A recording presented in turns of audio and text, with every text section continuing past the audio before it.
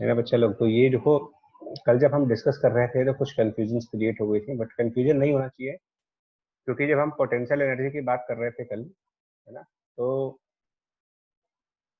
हम लोगों ने कहा था कुछ फोर्सेस ऐसी होती हैं जिनमें इस बात का पोटेंशियल होता है कि अगर हम उन फोर्सेस के अंडर में किसी बॉडी को रेस्ट पर छोड़ेंगे तो बॉडी रेस्ट से मोशन में अपने आप चली जाती है, जैसे ग्रेविटी।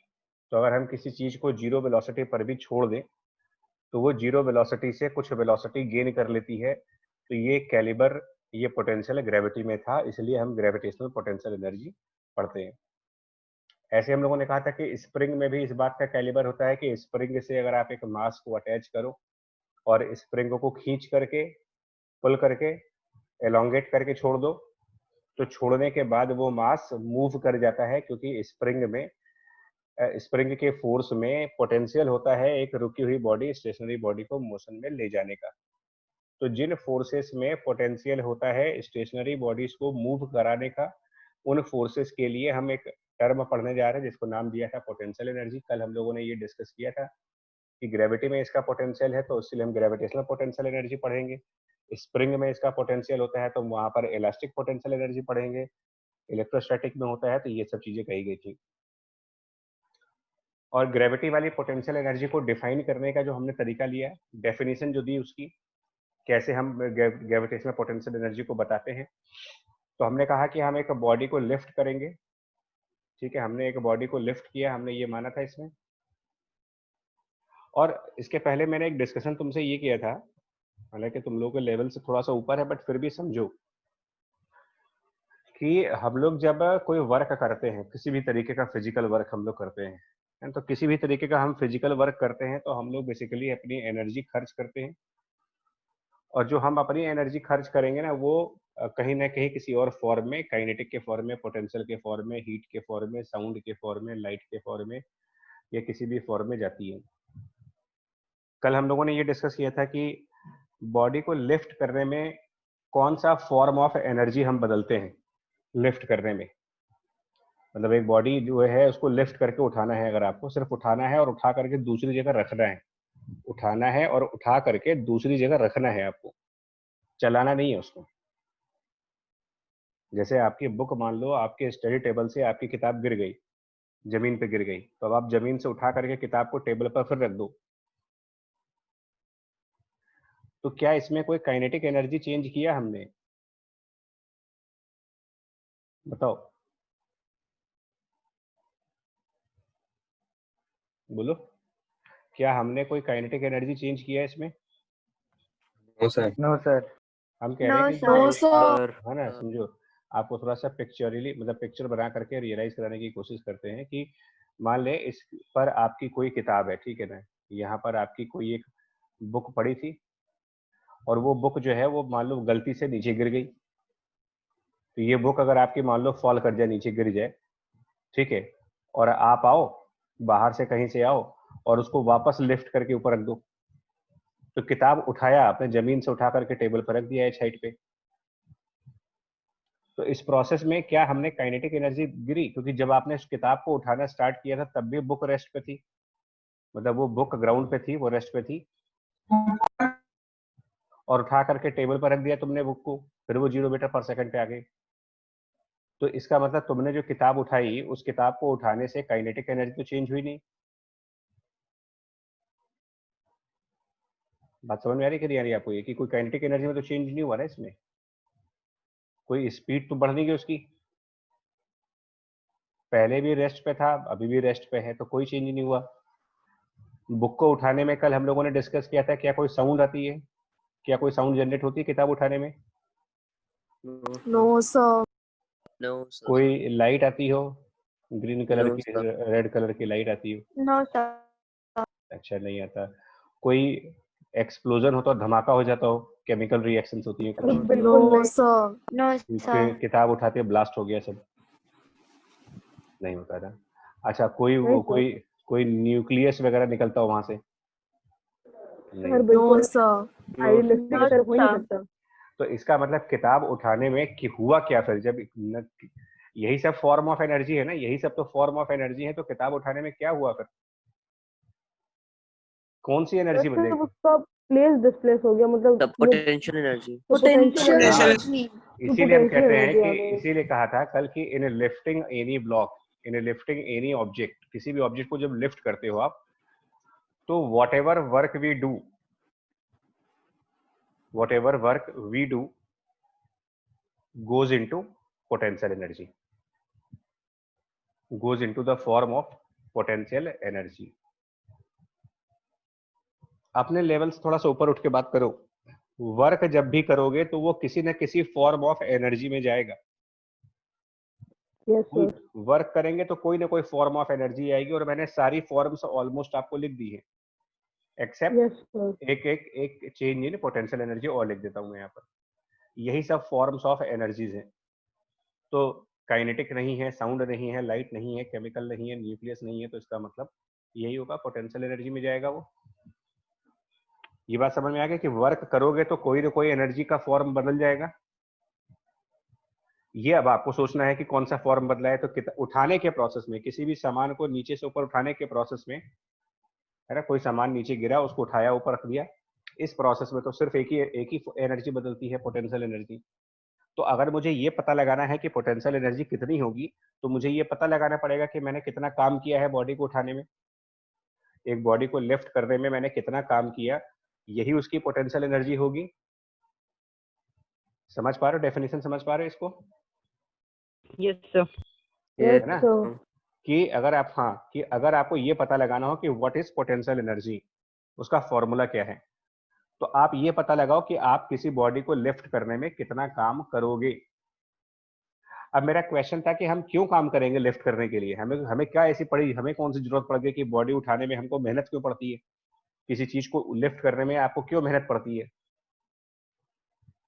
तो हमें मेहनत इसलिए पड़ती है, हमें वर्क इसलिए करना पड़ता है क्योंकि जब हम बॉडी को लिफ्ट कर रहे होते हैं तो ग्रेविटी उस लिफ्टिंग वाले प्रोसेस को अपोज कर रही होती है।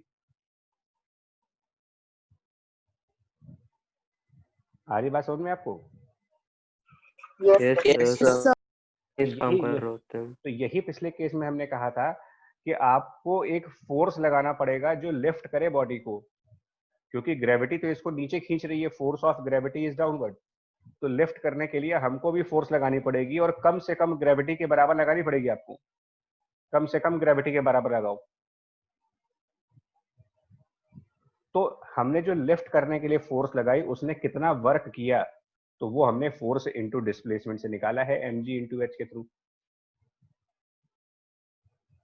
ये वर्क हम किसका निकाल रहे हैं? ग्रेविटी वाली फोर्स जो नीचे लग रही है उसका वर्क निकाल रहे हैं, या हाथ से पकड़ करके जब उठाया है तो हमने जो फोर्स लगाई है उसका निकाल रहे वर्क? सर हमने जो फोर्स लगाई है, हमने जो हाँ, फोर्स लगाया, हम हमने जो लोगों फोर्स ने जो लगाई लिफ्ट, हाँ, लिफ्ट करने में, उसको लिफ्ट करने का वर्क है। तो लिफ्ट करने का वर्क mgh है, और उसी को पोटेंशियल एनर्जी कह रहे हैं। अब यहाँ पर एक पॉइंट बताना चाहते थे आपको कि ये थोड़ा सा ना अभी आपका कंसेप्ट सही कर दें जरा, कि एक्चुअली mgh यहाँ पर जो लिख रहे हैं वो gain in potential energy of the system है। It has been assumed here that when the body is on the earth surface the potential energy of system is zero। पहली बात, दो बातें यहाँ समझने वाली हैं, दो बातें यहाँ पर समझने वाली हैं जो तुम लोगों को थोड़ा सा अजीब लगेगा सुनने में, बट मेरा काम है बताना वो चीज। सबसे पहले जो पोटेंशियल एनर्जी की जो चीज है वो किसके लिए है, मतलब पोटेंशियल एनर्जी किस चीज की है? वो जो बॉडी मैंने लिफ्ट की है उसकी है। मतलब अगर कोई पूछे कि पोटेंशियल एनर्जी mgh किसकी एनर्जी है, भाई एनर्जी किसी न किसी बॉडी की होती है ना, तो mgh किसकी एनर्जी है?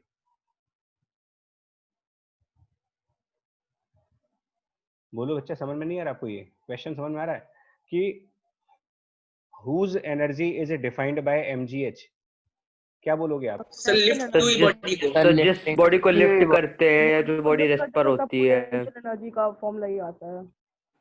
नहीं, फॉर्मूला तो ठीक है कार्तिक जी, लेकिन ये समझने वाली बात है। तो आपने बॉडी लिफ्ट करी, एक m मास की बॉडी को लिफ्ट कर दिया, तो पोटेंशियल एनर्जी, पहली बात सुनना, दो बातें यहाँ पर बता रहे हैं। पोटेंशियल एनर्जी कभी भी सिंगल पार्टिकल की नहीं होती है, इसका ध्यान रखेंगे। पोटेंशियल एनर्जी जब भी होती है वो हमेशा एक सिस्टम यानी कि दो लोगों के बीच में होगी, दो पार्टिकल्स के बीच में होगी, और यहाँ पर सिस्टम क्या है, बॉडी और अर्थ। तो सबसे पहले ध्यान देना है यहाँ पर क्या लिखा हुआ है, potential energy of the system of body and earth. मतलब पहला पॉइंट आपको मैं बता दे रहा हूं कि पोटेंशियल एनर्जी की अगर हम बात करेंगे तो it is not for a single particle, कभी नहीं होता ये, मतलब फिजिक्स में ये सिंगल पार्टिकल के लिए नहीं होता, it is not for the single particle. तो किसके लिए होता है, इट इज ऑलवेज फॉर कम से कम एक पेयर ऑफ पार्टिकल्स होंगे, पेयर ऑफ ऑब्जेक्ट्स। तो और वो पेयर ऑफ ऑब्जेक्ट्स कौन से होंगे, पेयर ऑफ ऑब्जेक्ट्स कौन से, जो फोर्स लगा रहे हैं, इन्वॉल्व होंगे, जो फोर्स को लगाने में इन्वॉल्व होते हैं, इन्वॉल्व इन फोर्स। जैसे ग्रेविटी को कौन लगाता है और किसके ऊपर लगाते हैं हम, ग्रेविटी की फोर्स कौन लगाता है और किसके ऊपर लगाते हैं, दोनों क्वेश्चंस हैं, बोलो। जैसे अगर हम ये कहें, सुनो, अगर मैं आपसे ये कहूं कि भाई हमारे टेबल पर, हमारी एक टेबल है और उस टेबल पर मैंने किताब रखी है, ठीक है, और टेबल की हाइट h है, ठीक, मैंने मान लेते हैं, और इस टेबल पर मैंने एक बुक रख दी, ये कोई ब्लॉक रख दिया m मास का, तो इस पे ग्रेविटी की फोर्स लगेगी, ठीक है ना, मतलब ब्लॉक के ऊपर ग्रेविटी की फोर्स लगेगी, बट कौन लगाएगा उस mg को भाई, ग्रेविटी की फोर्स लगाएगा, sir earth. Earth and table. Sir earth. हाँ, तो इसका मतलब अर्थ पुल करता है ना, earth pulls the block. Table also pushes the. हाँ देखो, देखिए फोर्स क्या होता है, फोर्स किसी न किसी तरीके का पुल होता है, या फिर किसी न किसी तरीके का आप एक दूसरे को पुश कर सकते हो। तो कोई भी पुल होगा तो वहां दो चीजें नहीं होगी, पुल करने के लिए हमेशा दो चीजें नहीं चाहिए, किसको पुल करना है और कौन पुल करेगा। सर इसमें ये- दी की वैल्यू सर पॉजिटिव होगी या नेगेटिव होगी? सुनो बे, रुको भी एक मिनट, रुको बच्चा रुको, पहले ये कंसेप्ट समझो, जल्दीबाजी मत करो बच्चा, जल्दीबाजी ना करो, क्योंकि यहाँ से कंसेप्ट बिगड़ने पर क्या होगा, यहाँ कोई असर नहीं पड़ेगा तुमको, लेकिन क्लास 11th में असर पड़ेगा, और मैं लॉन्ग टर्म एम लेकर चल रहा हूँ, लॉन्ग टर्म एम, ठीक है। तो हम लोग कह रहे हैं कि देखिए पोटेंशियल एनर्जी, मतलब हम ग्रेविटी की बात करें, ग्रेविटी एक पुल है जो कि अर्थ ब्लॉक पे लगा रहा है, तो अर्थ और ब्लॉक ये दोनों मिल गए आपको, तो इसको मैं कह रहा हूं pair of objects with involve in the forces. तो अर्थ और ब्लॉक ये मिल करके हमारे लिए सिस्टम होंगे। तो हम ये नहीं कहेंगे, अगर मैं ये कहता हूं कि potential energy is for block, तो ये एक गलत स्टेटमेंट है। अगर मैं कहूं कि potential energy is for earth, ये भी एक गलत स्टेटमेंट है। हाँ, अगर मैं ये कह दूं कि potential energy is for earth and block, दोनों के लिए, अब ये सही स्टेटमेंट है।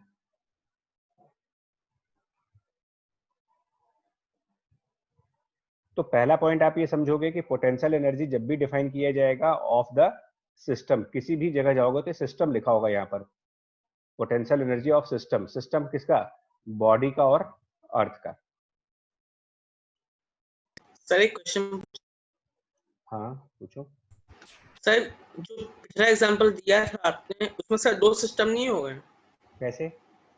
सर टेबल भी तो नॉर्मल फोर्स लगा रहे ब्लॉक पे। लेकिन नॉर्मल फोर्स के लिए पोटेंशियल एनर्जी नहीं होगी। सुनो, फोर्स तो नॉर्मल लग रहा है, लेकिन क्या नॉर्मल फोर्स में इस बात का पोटेंशियल है कि वो एक रुकी हुई बॉडी को चला दे? No sir.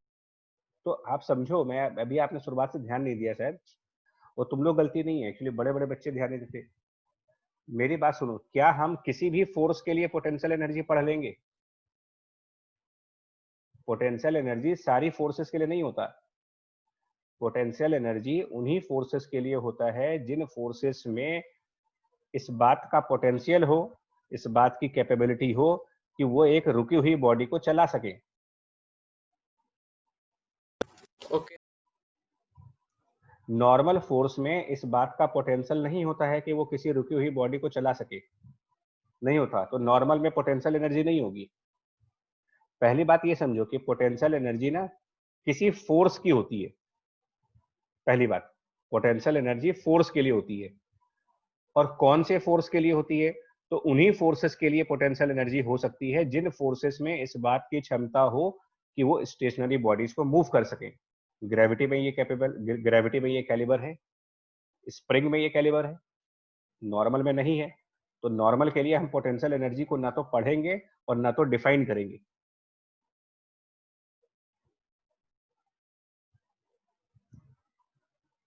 बोलो, समझ में आ रहा है बच्चा ये चीज? Yes sir. Yes. Yes, sir. हाँ,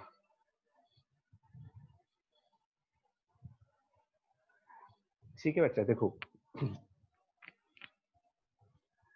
तो ये बड़ा इंपॉर्टेंट स्टेप है क्योंकि कंसेप्चुअल है और थोड़ा सा अजीब लगता है सुनने में। तो पहली बात, पोटेंशियल एनर्जी हर सारी फोर्सेस के लिए नहीं होता, उन्हीं फोर्सेस के लिए होता है जिन फोर्सेस में स्टेशनरी बॉडीज को मूव कराने की पोटेंशियल होती है, तभी पोटेंशियल एनर्जी नाम है। अच्छा, उसके अलावा दुनिया का कोई भी फोर्स होगा तो वो कम से कम दो चीजों के बीच में लगेगा, बिकॉज पुल करना है या पुश करना है तो दो बॉडीज चाहिए, एक जो उस पुल को अप्लाई करे, दूसरा उस पुल को जो एक्सपीरियंस करे।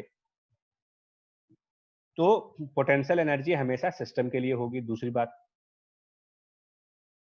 जैसे हम लोगों ने कल एक बात की थी कि इलास्टिक पोटेंशियल एनर्जी, ठीक है, तो ये कौन किस पे लगाएगा बताओ? अगर मान लो हम एक स्प्रिंग ले, जैसे हमने यहाँ पर फिगर बनाई हुई है, तो इस फिगर में क्या हो रहा है? इस फिगर में अगर एक मास है और वो मास स्प्रिंग से अटैच है, ठीक है, और उस मास को हम लोगों ने कहा था कि खींच करके छोड़ देंगे, तो स्प्रिंग के साथ आप करके देख लो। अगर हमारी बात पे भरोसा ना हो तो घर में किसी पेन में स्प्रिंग लगी होगी, आप एक पेन में से स्प्रिंग निकालो, स्प्रिंग का एक एंड जो है वो फिक्स कर दो और दूसरे एंड पर कोई छोटा सा ऑब्जेक्ट, इरेजर वगैरह बांध करके खींच दो और खींच के छोड़ो। छोड़ने के बाद देखो क्या होता है, इरेजर को छोड़ते हो तो वो वहीं रुका रहता है या चल देता है आगे। ये बड़ा सिंपल एक्सपेरिमेंट है, करा जा सकता है घर में। और अगर स्प्रिंग सर रबर नहीं है, बैंड से भी हो जाएगा। रबर बैंड करके देख लो, रबर बैंड से, या फिर वो कोई वो जो वो नहीं होते हैं मिठाई के डब्बे पे जो रबर बैंड रख के आते हैं, वो ले लो, उसको काटो, एक तरफ फिक्स करो, दूसरी तरफ से कोई पत्थर वत्थर बांधो और खींच के छोड़ दो, देखो क्या होता है। वो चलेंगे कि नहीं चलेंगे? तो बहुत तेज जाएगा पत्थर, चलेगा, चलेगा ना। गुलेल का एग्जांपल Yes, क्या है sir. भैया? तो गुलेल का, पोटेंशियल से काइनेटिक में जाएगा। हाँ, तो फिर इसका मतलब उसमें पोटेंशियल है ना, तभी तो।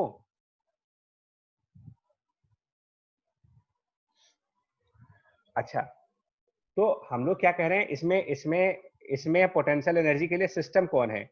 सिस्टम कौन है इसमें? हम क्या बोलेंगे, पोटेंशियल एनर्जी किस चीज की? Elastic potential energy. Spring and mass. Spring and mass. Right, perfect, spring and mass, क्योंकि इन दोनों का सिस्टम बनेगा। यानी पोटेंशियल एनर्जी कभी इकलौते के लिए नहीं होती है, वो दो लोगों के लिए होती है। स्प्रिंग फोर्स लगाएगा और मास को एनर्जी मिलेगी, तो स्प्रिंग एंड मास।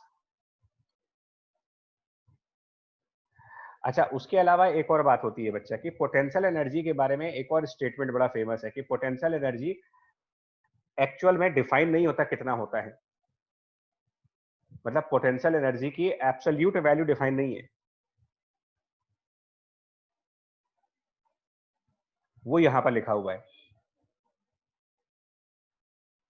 वो यहां लिखा हुआ है कि जो mgh है ना, वो पोटेंशियल नहीं है, वो गेन इन पोटेंशियल एनर्जी है कि इतनी पोटेंशियल एनर्जी आपकी बढ़ गई। पोटेंशियल एनर्जी एब्सोल्युटली डिफाइंड नहीं है, इसको ध्यान रखो। क्या कहना चाह रहा हूं बता रहा हूं मैं आपको। देखो, हम मान लो कहते हैं आपसे कि जो हमारा अर्थ है, सपोज, है ना, अर्थ, ग्राउंड मान लेते हैं इसको, और हमने क्या किया, ग्राउंड से सपोज दैट 5 किलोग्राम की एक बॉडी को लिफ्ट किया, ठीक, और लिफ्ट करके इसको हम मान लो 10 मीटर पे ले गए, तो क्या पोटेंशियल एनर्जी हो जाएगी इसकी? क्या बोलोगे? 5 केजी में बोलो कितना हुआ, हमने कितना वर्क किया होगा? How much work is done by the person, 500 joules. हाँ, 500. 500 So joules. 500 joules. By person who lifted the body, मतलब जिसने उस बॉडी को उठाया है उसने कितना काम किया? तो हम कह देंगे कि उसने 5 इंटू जी इंटू 10 500 जूल काम किया। तो ये 500 जूल को हम क्या बोलेंगे? ये पोटेंशियल एनर्जी है? नहीं, एक्चुअल में जो वर्क लिफ्ट करने में आप करते हो वो पोटेंशियल एनर्जी नहीं है, that is change in the potential energy. किसी भी सामान को उठाने में जो काम करोगे वो चेंज ऑफ पोटेंशियल एनर्जी है। मतलब कि हम ये कह देते हैं कि जब ये बॉडी ग्राउंड पे थी तो let's say the potential energy at ground, let's say the potential energy at ground it was UG, G for ground, and now potential energy, जब वो हाइट पे चला गया तो now potential energy is UH, H for height. So this 500 joule is not the potential energy at the height h. In reality, this 500 joule is actually the potential energy which is at the height h minus a potential energy which was at the ground.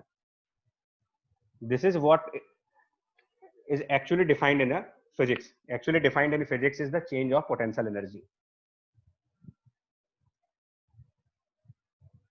Notice, actually mgh is gain, जो फायदा हुआ potential energy का। तो sir उसके absolute के लिए कोई formula ही नहीं है? नहीं है, एब्सोल्यूट पोटेंशियल एनर्जी डिफाइंड ही नहीं है फिजिक्स में, डिफाइंड ही नहीं है। Absolute potential energy is not defined in physics, है ही नहीं, डिफाइंड ही नहीं है। तो डिफाइन क्या है? चेंज। चेंज डिफाइन करते हो आप हमेशा।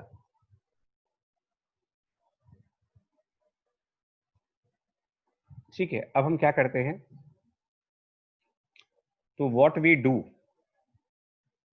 है ना, what we do, we assume potential energy ground to be zero, assumption है मेरा। So the potential energy at height h becomes mgh, because this 500 was actually mgh, the value of mgh, it was mg into h. That means in a reality this mgh, which is 500, is basically potential energy at the height minus potential energy at the ground. But nobody knows what is the potential energy at ground, so we take it as zero value, we assume it as a zero value.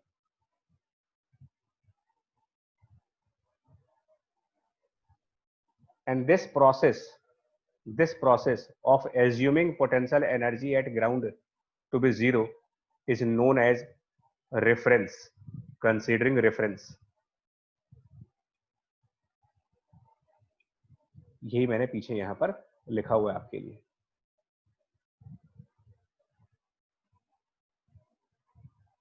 ठीक है जी। The potential energy of an object, सुनिएगा, note, the potential energy of an object at a height depends on the ground or the zero level you choose. एक और बात बताऊं, ये भी कोई कंपल्सन नहीं है। We assume potential energy at ground to be zero, but not a law.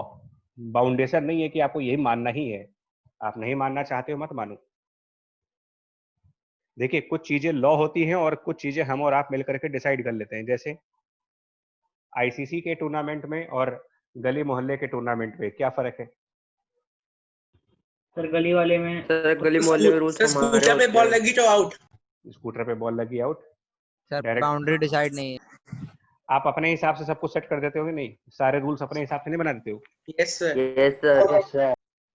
और जिसका बैट उसकी पहले बैटिंग, बालकनी में गई तो आउट। है ना, ऐसे तो होता है। Yes sir. फिर बैटिंग के बाद बैठ जाना, चोट लग जाना, घर में जाना आउट। घर में जाना आउट, ये सब मतलब दुनिया भर के रूल बना देते हो। तो ये सब क्या है? लॉ है ये सब। मतलब क्या ये No, लॉ sir. है कि तुम्हारी गली में जो क्रिकेट का लॉ चल रहा है क्या वही दूसरे गली में भी चलेगा? No, No, sir. Sir but ये क्या है आपका?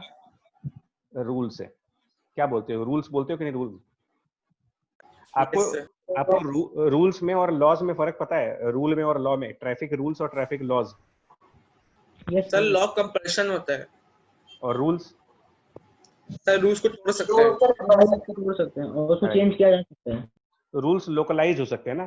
जैसे कि हमारे रूल्स, ट्रैफिक रूल्स क्यों हैं? वो लोकलाइज्ड है। लोकलाइज्ड क्यों है? इंडिया में राइट हैंड साइड से ओवरटेक करना है या लेफ्ट हैंड साइड से ओवरटेक करना है, ये हम लोग डिसाइड करेंगे। यूएस में दूसरे दोनों तरफ स्टीयरिंग का साइड अलग अलग है। तो लोकलाइज्ड चीजों को आप रूल्स कहते हो, लेकिन ग्रेविटी एक लॉ है। यूएस में भी बॉडी नीचे गिरती है, इंडिया में भी बॉडी नीचे गिरती है। डिफरेंस समझ में आ रहा है इसका? तो ऐसे ही Yes, sir. हाँ, तो पोटेंशियल एनर्जी ग्राउंड पे 0 होगा, ये लॉ नहीं है। लॉ नहीं होने का मतलब तुम कुछ और मान सकते हो, मैं कुछ और मान सकता हूँ, और इसमें लड़ने वाली कोई बात नहीं है। तो भाई आपने कहा कि हम ग्राउंड पर 0 मानेंगे पोटेंशियल एनर्जी, हमने कहा मान लो भाई, आपकी मर्जी है। आप कहते हो 1 टिप 1 हैंड आउट है, हमने कहा मान लो। कौन सी बड़ी बात है इसमें? कोई लॉ तो है नहीं है कि 1 टिप 1 हैंड आउट हो गया, इसका मतलब कल को आईपीएल के मैच में भी ये रूल चलेगा है, 1 टिप 1 हैंड आउट कर दो वहां पर भी, फिर तो हो चुका, स्कोर बन चुका।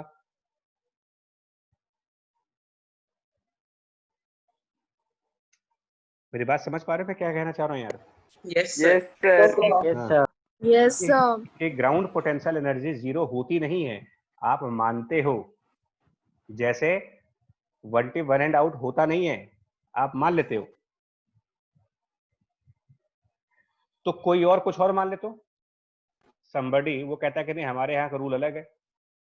somebody decides that potential energy at ground is 5,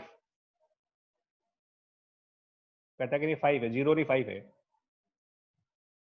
okay, क्या कर सकते हो? लॉ तो था नहीं। Nothing. Then potential energy at 10 metre की हाइट पर क्या आएगा, जो अभी हमने कैलकुलेट किया है, वो 500 ही आएगा फिर, because if I take sir you 510। 505, So 5 और अच्छा यस सर 500।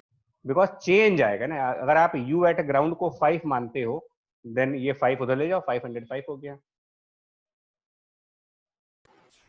सर अगर हम लोग हाइट पे जाएं तो हम लोग अर्थ का रेडियस कंसीडर क्यों नहीं करते? एक मिनट रुको बच्चा, अभी बता रहे, वो बता रहे। पहले इस बात को समझो कि पोटेंशियल एनर्जी एक्चुअल में क्या होगी ये कोई नहीं बता सकता, जब तक कि आप ये ना बता दो कि ग्राउंड पर क्या है। और ग्राउंड ही नहीं, देखिए ग्राउंड ही नहीं, मान लो एक बंदा ग्राउंड पे है और एक बंदा ऊपर है कहीं पर, ठीक है, तो ये ग्राउंड मान लिया, ठीक है। और एक बंदा जो है वो मान लो किसी बिल्डिंग के 5वें फ्लोर पे है, 5th फ्लोर ऑफ बिल्डिंग पे, और ये यहाँ से मान लो 12 मीटर की हाइट पे है। अब हमने क्या किया कि हमारे पास कोई एक ऑब्जेक्ट है मान लो 2 किलोग्राम का एट 20 मीटर की हाइट, कोई बॉल है, ठीक। अब एक बंदा जो है वो 5वें फ्लोर की अपनी टेरेस पे खड़ा है और एक ग्राउंड पे खड़ा है। फिर एक तरफ आप हो गए मान लो और दूसरी तरफ आपका फ्रेंड हो गया कोई। तो अगर मैं आपसे पूछूं कि tell me what is the potential energy of ball, अगर मैं आपसे पूछूं कि tell me what is potential energy of a ball and earth system, sir 400 So joule. 400 joules. ठीक है। 400 और, joules. और मैंने आपके फ्रेंड से पूछा कि व्हाट इज पोटेंशियल एनर्जी, यार इससे पूछ लेते हैं कि भाई तुम बता दो कि what is potential energy of. Sir 160 joule. 160 joules. 160. तुम लोग फिर गड़बड़ कर रहे हो। तुम लोग को मैं जितना परफेक्शन चाहता हूं तुम लोग उतना बिगड़ रहे हो बच्चा लोग। अब ये डिसाइड कैसे कर रहे हो? आपने कैसे डिसाइड किया कि ये ओवर इतना आएगा, क्यों? अगर आप ग्राउंड पे खड़े हो तो क्या ये जरूरी है? देखिए अब आप एमजीएच लगा रहे हो, यस सर। तो एमजीएच कितना लगाओगे? मास है 2 किलोग्राम, हाइट 20 मीटर और जी को 10 मान लेते हैं सपोज दैट, तो 2 इंटू 10 इंटू 2 इंटू 20 इंटू जी की वैल्यू 10, तो आपने कह दिया कि ये 400 जूल है। तो 400 जूल पोटेंशियल एनर्जी नहीं है वहां पर। आप ये कहोगे दैट 400 जूल ज्यादा होगा ग्राउंड वाले पोटेंशियल एनर्जी से, ठीक है ना। The ball has potential energy 400 joule more then potential energy at ground. ये परफेक्ट स्टेटमेंट है। This is the perfect statement by you. You will say that the ball has a potential energy 400 joule, which is more than the potential energy at ground. Nobody can tell what is the potential energy. You can only tell how much it is more than the potential energy at ground. You cannot say that potential energy is 400 joule. You can say, you will say, yes, the potential energy is 400 joule extra than what was the value of potential energy at the ground. But nobody knows what is the potential energy at ground. कोई नहीं जानता, physicist, scientist, भगवान कोई नहीं जानता इसके बारे में कि पोटेंशियल एनर्जी एट ग्राउंड क्या है. तो आप ये स्टेटमेंट दीजिए, मतलब you will only say that yes the potential energy of this ball is 400 joule extra higher than the ground value. Now if I say that ground potential energy is 0, if I assume that the potential energy of ground is 0, then I will say that the potential energy of ball is 400 joule. If I assume potential energy at ground is 90, I will say that the ball has potential energy 490. If I say that potential energy at ground is 60, then the potential energy of the ball will become 460. Whatever value of potential energy you select at the ground, 400 plus कर दो उसमें आप, that is the potential energy of a ball at the height of 20 meter.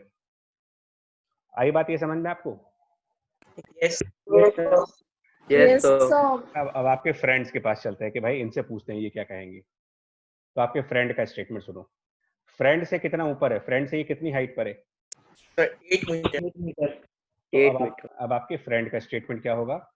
That the ball has potential energy, वो 8 metre के point of view से चलेगा, तो mgh में 8 metre 160 joules more than 160 joule more than the potential energy at 5th floor. जो भी 5वें floor की पोटेंशियल एनर्जी होगी उससे वो 160 ज्यादा होगा. फिर उसकी हाइट मैटर कर रही है. हाँ, अब what is potential energy at 5th floor, ये तो कोई नहीं जानता. तो इसको फिर आप मानेंगे, if I take the potential energy at 5th floor 0, then answer will be 160. If I take potential energy at 5th floor to be 70, then potential energy of the ball will become 70 plus 160. यही चीज बच्चा यहाँ पर कही जा रही है आपको. देखो यहाँ पर स्टेटमेंट मैंने यही लिखा है, the potential energy of object at a height depends on the ground और the zero level you choose. मतलब 5वें फ्लोर पे हो कि 6ठे फ्लोर पे हो, कहाँ पे हो आप. An object in a given position can have certain potential energy with respect to one level and a different value of potential energy with respect to the another level. ये लाइन समझ में आ रही है आपको? यहाँ पर इस बॉल की पोटेंशियल एनर्जी आपके हिसाब से 400 है. अगर आप ये मानते हो कि ग्राउंड पर 0 है, अगर आप ये मानो कि ग्राउंड पर 0 है, तो आपके हिसाब से बॉल की पोटेंशियल एनर्जी 400 है. और आपका फ्रेंड मानता है कि 5वें फ्लोर पे पोटेंशियल एनर्जी 0 है, तो उसके हिसाब से इसी बॉल की पोटेंशियल एनर्जी 160 है. तो एक ही बॉल की पोटेंशियल एनर्जी आप कह रहे हो 400, आपका फ्रेंड कह रहा है 160. सही कौन है इसमें से? सर दोनों सही है. वो अपने अपने में सही है, दोनों ही अपने अपने में गलत है. हाँ, दोनों ही सही हैं, गलत कोई नहीं है भाई. नहीं सर, एक सर हाइट की वजह से सर एक कहेगा कि वो सही है, दूसरा कहेगा कि नहीं वो सही है. तो इसका मतलब पोटेंशियल एनर्जी एब्सोल्युटली नहीं है ना, रिलेटिव हो गया ना सब कुछ.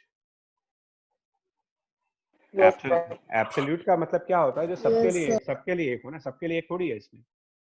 अच्छा, तो क्या पोटेंशियल एनर्जी माइनस में भी हो सकता है?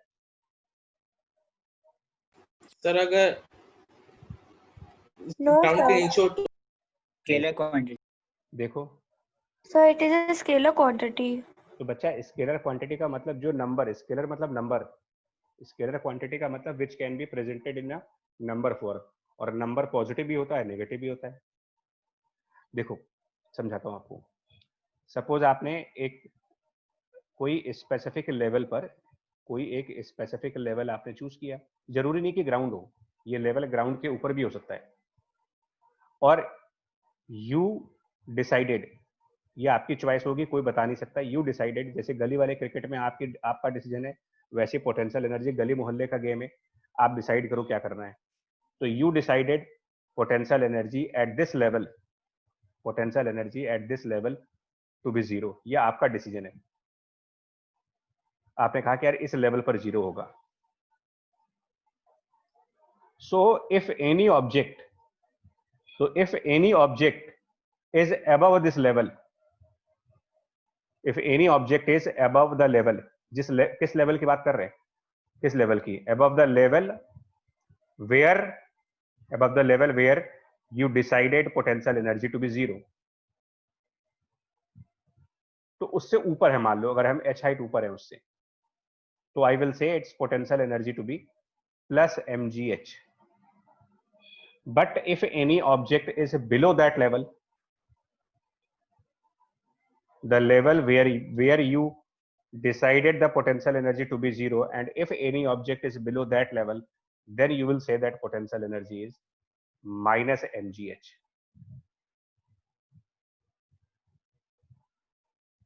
Object below the level of potential energy. Level of potential energy equal to 0, मतलब जहां पर तुमने 0 माना उस लेवल के नीचे हो अगर तो माइनस है, उस लेवल के ऊपर है तो प्लस है, और उसी लेवल पर है तो क्या होगा, एट दैट लेवल जिस लेवल पर 0 है. तो it is just like number system. जैसे मैथमेटिक्स में नंबर सिस्टम होता है ना कि नंबर लाइन में सेंटर पे 0 होता है, एक तरफ पॉजिटिव नंबर और एक तरफ नेगेटिव नंबर. तो yes, potential energy can be negative, can be negative, can be positive, can be 0. It all depends upon the level where we decide the potential energy to be 0 and where is the object from that level. Whether the object is above that level or below that level, that will decide the potential energy sign, positive or negative. Clear हो गया आपको point ये? Yes sir. Yes, sir. Yes, sir. समझ आया. ठीक है बच्चा. And normally क्या करते हैं हम लोग, अब ये सब तो कहानी हो गई, लेकिन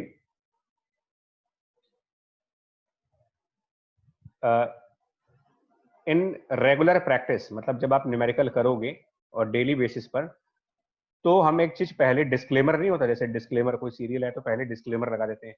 तो in a regular practice we take potential energy at ground to be 0, ये मानते हैं.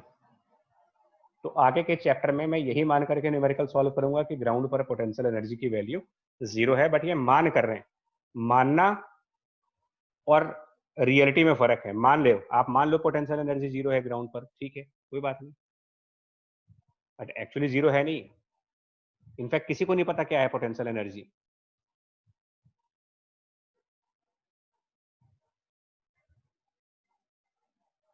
तो अब बातें क्लियर हो गई आपको पोटेंशियल एनर्जी के बारे में, कंसेप्ट्स पूरी क्लियर हुए इसके? Yes sir. ओके जी. Yes, sir. अच्छा, Yes, अब बच्चा एक और इंटरेस्टिंग पॉइंट दिखाऊंगा पहले, ठीक है, बट इसका डेफिनेशन ध्यान रखना है. हमने पोटेंशियल एनर्जी को डिफाइन कैसे किया है. एक मास को लिफ्ट करने में हमको कितना काम करना पड़ेगा, वो पोटेंशियल एनर्जी है. किसी बॉडी को लिफ्ट करने में, एक बॉडी को उठाने में हमको जो काम करना चाहिए वो पोटेंशियल एनर्जी है. इस डेफिनेशन को याद रखना, आगे डिस्कस करेंगे इसको भी. एक दो छोटे छोटे क्वेश्चंस हैं बच्चों वाले, वो देख लो, आप भी बच्चे ही हो, बट फिर भी देखो क्या आंसर आएगा इसका. जस्ट फॉर प्रैक्टिस पार्ट है यार. Object of mass 1 kilogram is raised through height h, its potential energy is increased by 1 joule. What is the value of h? तो बॉडी को रेज कर रहे हो आप, पोटेंशियल एनर्जी उसकी बढ़ गई 1 जूल से. तो अभी बताया आपको mgh की वैल्यू 1 जूल हो गई. 0.1 मीटर. हाँ, बिल्कुल mgh 1 हो गया. अब मास की वैल्यू 1 है, g की वैल्यू 10 है, h की वैल्यू का पता नहीं, और तो सीधा सीधा आप निकालो फॉर्मूले पे 0.1 metre. Calculate the potential energy acquired by 10 kilogram hammer when it is raised by 10 meter. क्या आंसर होगा यार? 1000 joules. So 1 kilojoule. 1000. क्या है? mgh सारे 10 है तो 1000 जूल. बेसिक है, इसमें बहुत ज्यादा डिफिकल्ट क्वेश्चंस नहीं आते. लेकिन मैंने इतना डीपली तुमको जानते हो क्यों समझाया था यार थ्योरी पे. मैं चाहता तो इसको अवॉइड कर सकता था, लेकिन मैं इसलिए पढ़ा रहा था ये सब चीजें कि अभी मेरा एक्सपीरियंस रिसेंटली क्लास 11th में हुआ. तो क्लास 11th के स्टूडेंट्स को ये सब बातें पता नहीं थी, मतलब उनको 9th में ये सब किसी ने बताया नहीं. तो वो एक अलग ही दुनिया चल रही थी उनकी, वो पोटेंशियल एनर्जी वो एक ही चीज मानते हुए चल रहे थे. तो मुझे पूरी एक क्लास उनको ये कन्विंस करने में लग गई कि यार आपने गलत पढ़ रखा है वहां पर. ठीक है, चलो जी. फिर मैं वापस आ रहा हूँ डेफिनेशन पर। एक सामान को उठाने में, किसी बॉडी को उठाने में जो हम काम करते हैं वो पोटेंशियल एनर्जी है। अगली पिक्चर देखना। इसको तो आप क्विज अपने आप करेंगे, इसको बाद में डिस्कस करेंगे। आपके लेफ्ट की दोनों फिगर समझ में आ रही क्या है? सबने खेला होगा यस आपने? सर। क्या होता है ये? Sir LIGO. लीगो। लेगो करते क्या है इसमें? करते क्या है मतलब एक्टिविटी क्या हो रही है इसमें? बिल्डिंग्स वगैरह बनाते हैं। आप सबने खेला होगा इसको? देखो यार, चाइल्डहुड याद आ गया सबको अपना, है ना? और कि जिनके घर में, अगर किसी घर में छोटे भाई बहन होंगे तो शायद अभी भी रखा हो कहीं, है ना? यस सर, आधा अधूरा रखा। हाँ, तो ये बताओ, ये जो ब्लॉक्स ये लोग बनाते हैं ना, बिल्डिंग ब्लॉक्स, तो जैसे ये येलो वाला बॉक्स है, ये रेड वाला, फिर ब्लू वाला, फिर ये ग्रीन वाला, ये इनिशियली कहाँ पे होते हैं और कहाँ रखे होते हैं? ग्राउंड। ग्राउंड। उसके बाद आप एक एक करके उठाते हो इनको? Yes sir. Yes sir. तो ये बॉय कितना वर्क कर रहा होगा भाई? ये भी तो लिफ्ट कर रहा है। ये सब जमीन पे पड़े, देखो ये सब, ये देखो ये सब उठा करके ग्राउंड पे पड़े। Sir MGH। हाँ, अब एक एक करके ये लड़की क्या करेगी? ये लड़की इसमें से एक पीस उठाएगी और लगा देगी ऊपर, फिर ये लड़की दूसरा वाला पीस उठा करके लगाएगी, फिर लड़की आएगी तीसरा ग्रीन कलर वाले पीस को उठाएगी। ये अगर लड़का बदमाश हुआ तो ये यहीं से निकाल लेगा, है ना? ये तो डिपेंड करता है दोनों में से ज्यादा बदमाश कौन है। और भाई बहन हुए तो कोई लड़ाई हो जाए, तोड़ तोड़ देंगे, कुछ भी हो सकता है। Yes sir. लड़ भी तो सकते हैं ना, मान लो यस सर। सेम, अगर सेम एज हुए फिर तो को बाल पकड़ खींच ले उसका कि भाई चलो यहाँ से। अच्छा, वह जो अपनी बात है। अब मेरा कंसेप्ट सुनो, मैंने क्यों टॉपिक को डिस्कस किया है ये बताओ। जब इस बिल्डिंग ब्लॉक को बनाए तो सबसे नीचे वाले ब्लॉक को क्या आपने लिफ्ट किया? No sir. No sir. Red No, वाले sir. को, रेड वाले को, yes yes sir. Yes sir. Blue वाले को। Yes sir. तो क्या सबको बराबर हाइट से लिफ्ट किया तुमने? No sir. ये सब जमीन पे। सर आप समझ में आ रहा है मैं क्या कहना चाह रहा हूँ? देखो स्टार्टिंग में तो ऑल एट ग्राउंड थे ना, सबके सब जमीन पे ही थे। ये जैसे लेफ्ट साइड थी, ये सब जमीन पे ही तो बिखरे पड़े हैं। आप एक एक करके उठाओगे कि नहीं उठाओगे? Yes sir. तो सबसे ज्यादा किसको लिफ्ट करोगे? जो सबसे टॉप पर रखा है। Yes sir. Yes sir. तो इसका मतलब इस प्रोसेस में मैंने अलग अलग ब्लॉक्स को अलग अलग हाइट से लिफ्ट किया है। किसी को थोड़ी हाइट से लिफ्ट किया, किसी को ज्यादा हाइट लिफ्ट करना पड़ेगा तुम्हें। तो जैसे अब इसका मैंने राइट साइड फिगर बनाई, मैंने यहाँ 3 ब्लॉक्स बनाए। सपोज एम मास का एक ब्लॉक, एम मास का दूसरा ब्लॉक और एम मास का तीसरा ब्लॉक, नंबर 1, नंबर 2 और नंबर 3। तो पहले मैंने नंबर 1, तो क्या मैंने नंबर 1 को उठाया? No sir. No sir. मतलब no no sir. Sir. Did I lift the block number 1? No sir. No no sir. Sir. तो मैंने कोई काम किया? No sir. No sir. No sir. Block 2? Yes. Yes sir. Sir. तो block 2 मान लो उसको h डिस्टेंस है, तो yes I did a work of mgh। Block 3? Yes. Sir. How much work was done bye मी? और MGH। इसको भी h? अच्छा, ब्लॉक 2 को भी h हाइट उठाएंगे तो ब्लॉक इसको भी h हाइट उठाओगे कि ये 2h हाइट नो उठाएंगे? Sir, H2 H1। Sir 2H। हम सारे को आइडेंटिकल हाइट मान लो ना, आइडेंटिकल बिल्डिंग ब्लॉक में सब एक जैसे होते हैं। ये भी h है, ये भी h, तो कितना कितना उठाओगे इसको? Sir 2 mgh। समझ पा रहे कि नहीं समझ पा रहे इस कंसेप्ट को? Yes sir. Yes sir. तो टोटल वर्क मैंने कितना किया फिर? 3 mg। 3MGH। 3 mgh। हाँ, टोटल वर्क आपने किया 3 mgh का।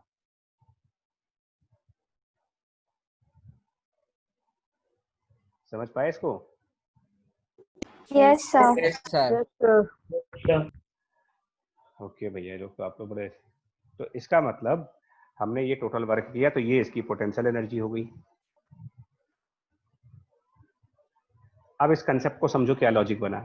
चलो एक काम करें यार, ऐसे 4 ब्लॉक्स हैं, अगर इमेजिन करो ऐसे 4 ब्लॉक्स हैं, ठीक है? चलो क्या आंसर आता है जरा फ्रेश करके देखते हैं। ये तो नया डायग्राम बनाएंगे भी, और आप मुझे बताना कि क्या आंसर बनेगा। मैं ऐसे 4 ब्लॉक्स बनाने जा रहा हूँ, है ना? तो मैं ऐसे करके ना एक 3MGH। ध्यान से करना, ठीक है ना अच्छा, सर ध्यान से सेम हाइट करके। के हैं।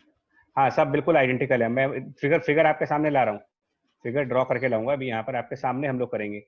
तो ये एक ब्लॉक हो गया, ठीक है, इसको थोड़ा सा छोटा कर दें वरना डायग्राम बनाने में। ये दूसरा ब्लॉक हो गया, सब आइडेंटिकल है बिल्कुल, एक की कॉपी बनाते जा रहा हूँ मैं ऐसे करके। 4 5 कर लेंगे, मान लो ऐसे 5 ब्लॉक हैं। अब मैं एक एक को उठाने जा रहा हूँ, ठीक है, और एक एक को उठा करके बिल्डिंग ब्लॉक बनाऊंगा, टावर खड़ा करेंगे इसमें। ये तो एक ऐसी एक्टिविटी है जो घर में सभी ने करी है भाई। अब ये मत कहना कि हमने बचपन में ये सब नहीं किए हैं। कोई है तुम में से? हाँ नो सर। SSK ईंटें उठाए? ईंटें की नहीं, ईंटें भी नहीं उठाए तुम लोगों ने? क्या बात कर रहे हो यार? उठाए हैं सर उठाए हम। सर इतने नहीं देखो। उठाए जितने बिल्डिंग ब्लॉक उठाए। तो स्टंप लगाने में उठाए। तो लगाए हो ना? हाँ सर स्टम्प बनाने। ईंटे स्टंप होते थे। हाँ ईंटों का ही स्टम्प बनता था। Yes sir. तो ये बताओ, अगर मैं इन पांचों को उठा दूं ऐसे स्टम्प बनाने के लिए और ये पांचों लगा दें ऐसे, तो अब आपने कितना काम किया भाई? देखो फिजिक्स आपकी डेली लाइफ में है, लेकिन हम लोग उसको नोटिस नहीं करते हैं और किताब के अंदर फॉर्मूले में ढूंढा करते हैं उसको कि वो फॉर्मूला मिल जाए हमको, उसी को तुम समझते हो यही फिजिक्स है और बस फंसे रहते हो। चलो सर ठीक है। 10 mgh। अब बताओ टोटल कितना काम किया? ये सब एच हाइट के, 10 mgh। ये सब एच हाइट के हैं। तो पहले 1 को रखोगे, फिर 2 को रखोगे, फिर 3 को रखोगे, फिर 4 को, फिर 5 को। सुनना, पहले वाले को पहले वाले के लिए कितना काम किया? 0। जीरो। दूसरे वाले के लिए? दूसरे वाले के लिए? MGH। तीसरे वाले के लिए?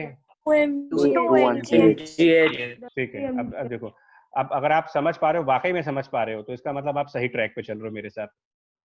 ये 3 mgh 3 MGH। और ये 4 mgh।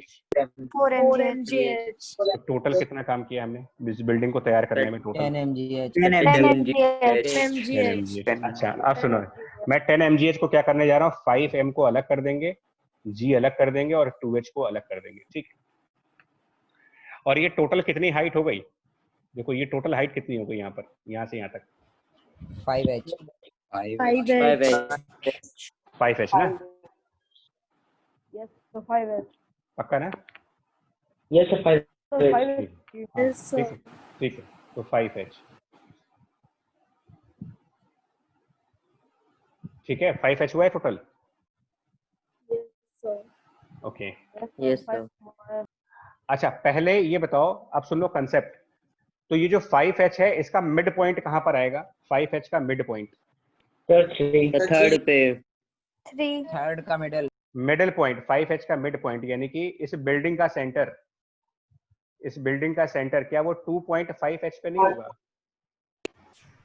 Yes sir. 3.5। क्या हो गया? 2.5। 2.5। और पहले जब ये पांचों ब्लॉक्स ग्राउंड पे थे तो इन पांचों के सेंटर का लेवल सेम था? इन पांचों की सेंटर का लेवल एक था? Yes sir. Yes sir. कितने पे थे ये पांचों के सेंटर्स? किस लेवल पे थे? 0.5h।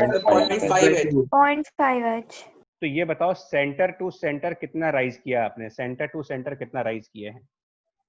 Sir centre to centre sir 2 mgh rise sir किया 2h। 0.5 2H राइज किया है। 2h राइज किया ना? यहाँ पर देखो क्या आ रहा है आपका 2h। पिछले एग्जांपल को भी देख लो एक बार, तब और क्लियर हो जाएगा। ये बताओ पहले इन तीनों के सेंटर्स कितनी हाइट पे थे? तीनों के सेंटर मिला करके देखते हैं। 0.5h। 0.5H। पॉइंट मतलब h/2 पे थे। अब तीनों मिल करके टोटल कितना हो गया? ये 3h हो गया टोटल। देखो थोड़ा सा ना इसको डायग्राम आपको समझा करते हैं। ये सब अगर hh हाइट के हैं तो टोटल हाइट हमारी कितनी हो गई यहाँ पर, अगर हम ध्यान से देखें? 3h। 3h। 3H। तो इसका हाफ यानी ओवरऑल मिड पॉइंट और सेंटर 1.5H। 1.5h। 1.5h। तो h/2 पहले था और फिर 1.5h हो गया। Yes sir. तो कितना राइज हुआ? इक्वल होगा। राइज कितना हुआ? 1H। तो 10h राइज हुआ h तो ना?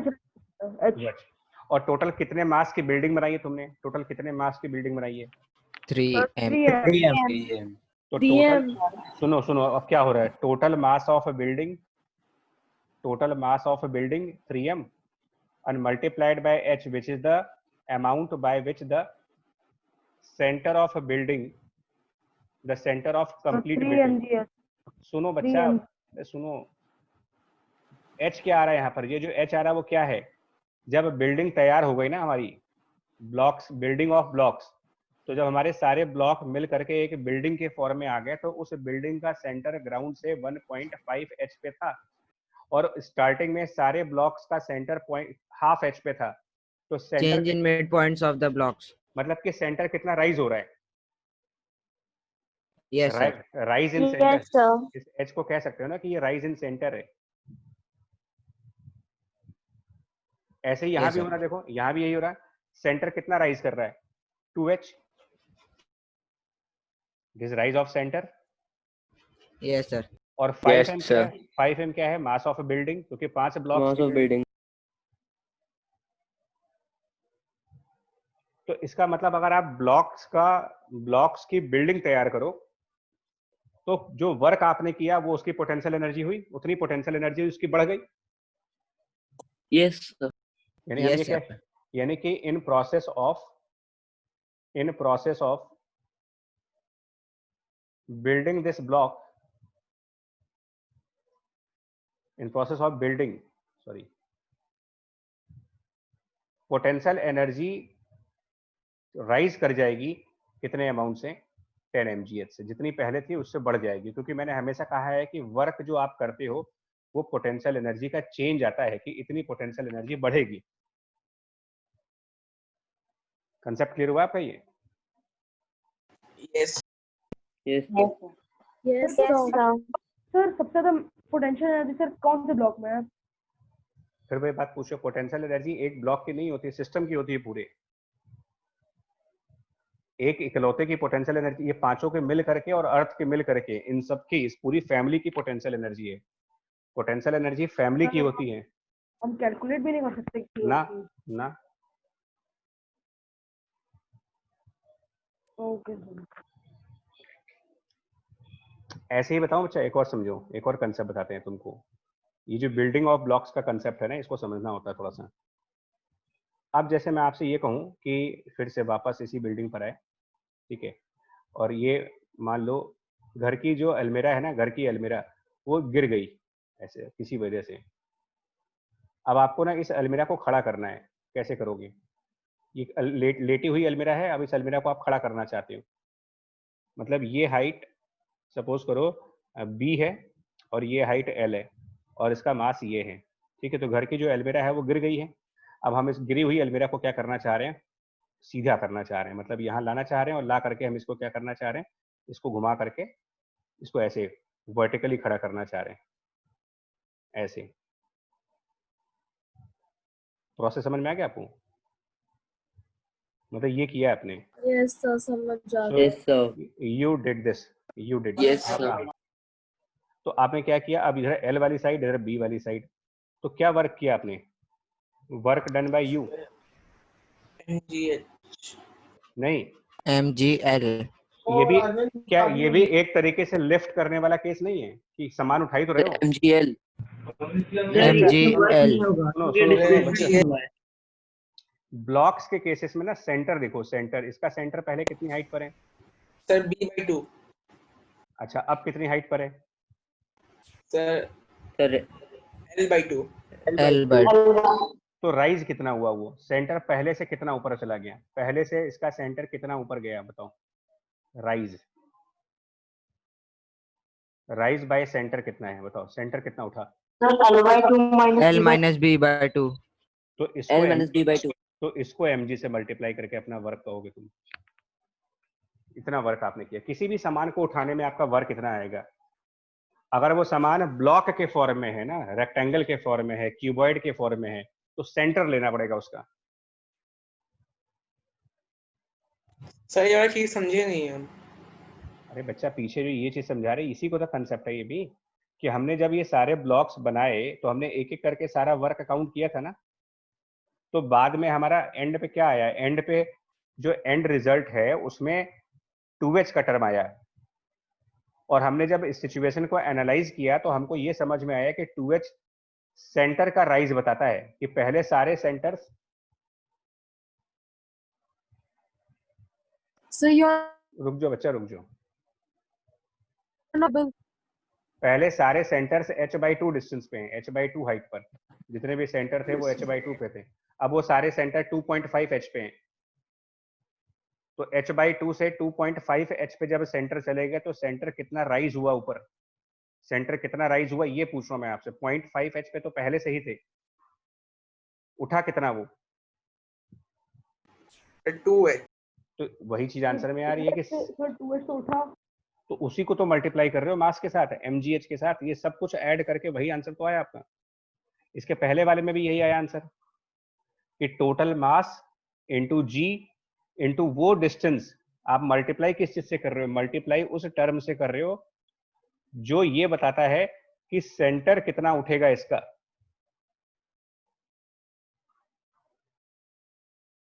तो यही काम हम भी करें कि अलमीरा का सेंटर पॉइंट पहले ही b/2 हाइट पे था। जब अलमीरा लेटा हुआ है, ऐसे गिरा हुआ है, तब भी तो इसका मिड पॉइंट b/2 हाइट पे है ना। इसको सीधा खड़ा कर दिया हमने तो इसी का सेंटर पॉइंट जमीन से l/2 पे हो यस गया। सर। तो सेंटर जहां पर पहले था उससे और कितना ऊपर आ रहा है? जहां पर सेंटर पहले था उससे और कितना ऊपर गया? सर तो वो दोनों का डिफरेंस। तो उसी को mg से मल्टीप्लाई करना है। Yes sir. ठीक है,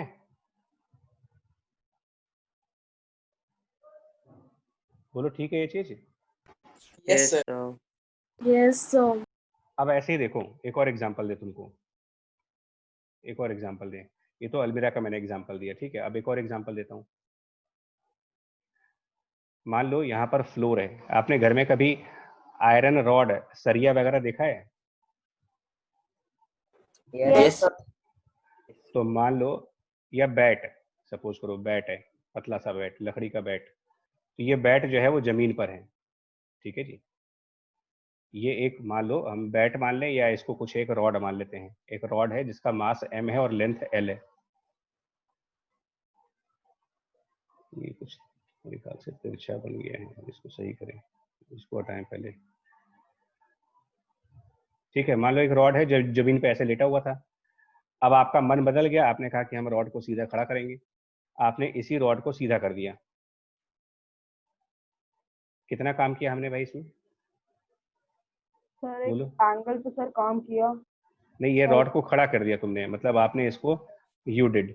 तो आपने क्या काम किया इसमें? mg/2. mg into change in height। कोई काम नहीं तो किया। भाई यार क्यों नहीं काम किया? अभी बात कर रहे हो। In height.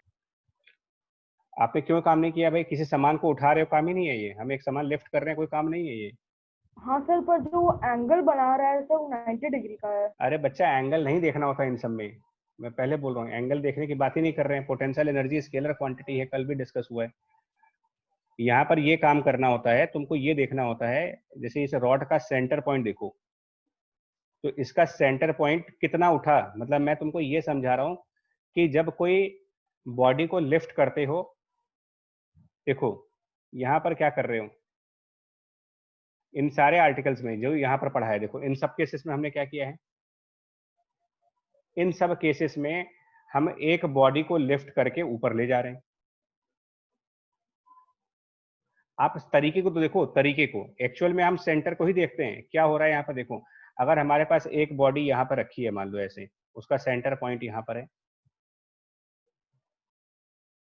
अब हम उस बॉडी को ऊपर ले गए, तो अगर बॉडी का लोअर फेस, अगर बॉडी का लोअर फेस h डिस्टेंस ऊपर आएगा, तो क्या उसका सेंटर h डिस्टेंस ऊपर नहीं गया? आपकी सेंटर टू सेंटर भी तो h डिस्टेंस ही होगा।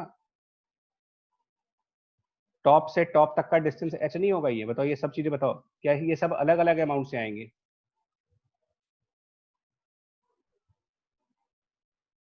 इसमें नीचे वाले फेस का और इस नीचे वाले फेस, हर अलग फेस में फिर हमको हर अलग फॉर्मूला लगाना पड़ेगा। तुम अब एक मिनट चुप रहो। ये नीचे वाले फेस में, ऊपर वाली बॉडी के नीचे वाले फेस में और यहाँ पर, इन दोनों के बीच का गैप देखो, और इसके टॉप में और इसके टॉप का गैप देखो, इसके सेंटर का और इसके सेंटर का गैप देखो। क्या ये अलग अलग गैप होंगे? Yes sir. अच्छा, तो एक काम करता हूँ, तुमको रुको, एक काम करता हूँ तुमको, अब इसको करके दिखाता है। हम ये दोनों ब्लॉक्स बना देते हैं, ठीक है। हम दो ब्लॉक ऊपर नीचे बना देते हैं। अब मैं आपको ना आपके सामने मेजरमेंट्स करके दिखा देता हूँ। तुम लोग की बुद्धि जो है वो बिल्कुल वो हो गई है, मतलब खराब हो चुकी है, मैं सही बता रहा हूँ, है ना। आप लोग की बुद्धि जो है वो, हम इस स्केल को सीधा खड़ा कर दे पहले। अब देखना, बताओ इसके बॉटम से ऊपर वाले के बॉटम के बीच में कितना डिस्टेंस है। चलो, इसके बॉटम से बॉटम वाले को 0 पे रख दे रहे हैं और ऊपर वाले के बॉटम को 8 पे रख दे रहे हैं, ठीक है। अब बताओ, स्केल रख दी मैंने, बताओ इसके बॉटम से इसके बॉटम के बीच में कितना डिस्टेंस है। Sir 11 sir 5 45 centimetre. अरे अजीब आदमी तुम लोग यार, सर 8 सेंटीमीटर। 8 सामने स्केल बनी हुई है उसके बाद भी गलत बता रहे हो। सर मैंने 3 और 8 दे दिया था। अब टॉप देखो, नीचे वाले का टॉप कितने लेवल पर है, ये टॉप कितने लेवल पर है, सर 3 और ऊपर वाले का टॉप 11 तो इनमें इसमें 8 है। 8 है। अब नीचे वाले का सेंटर 1.5 पर है, ऊपर वाले का सेंटर 9.5 पर है, ये कितना उठा। Sir 8 centimetre. तो मैं यही समझा रहा हूँ तुमको भाई कि इसमें जब बॉडी को लिफ्ट कर रहे हो तो सारी चीजें 8 सेंटीमीटर से उठ रही हैं। आई बात समझ में ये चीज। Yes sir. Yes sir. अब तुमको दूसरा एग्जांपल दिखा देते हैं, अब तुमको एक दूसरा एग्जांपल बगल में यहीं पे दिखा देते हैं स्केल बना करके। तो मैं ना अब क्या करूंगा, इसको ऑब्जेक्ट को थोड़ा सा ऐसे छोटा कर देते हैं, इसको ऐसे कर देते हैं और स्केल यहाँ ले आते हैं, ठीक है। और मैं इस ऑब्जेक्ट को मैं कह रहा हूँ कि हमने पहले लेटा हुआ था, अब हम इस ऑब्जेक्ट को खड़ा कर रहे हैं, ऐसे कर दे रहे हैं, खड़ा कर दे रहे हैं। खुद देख लो आप, हमको मेरे पे कहने पे क्यों जा रहे हो, मैं इसको खड़ा कर दे रहा हूँ, स्केल सामने रख करके दिखा दे रहा हूँ। अब बताओ, जब वो लेटा हुआ ऑब्जेक्ट है तो इसका सेंटर पॉइंट यहाँ कहीं पर है, 0.75 0.75 पर है।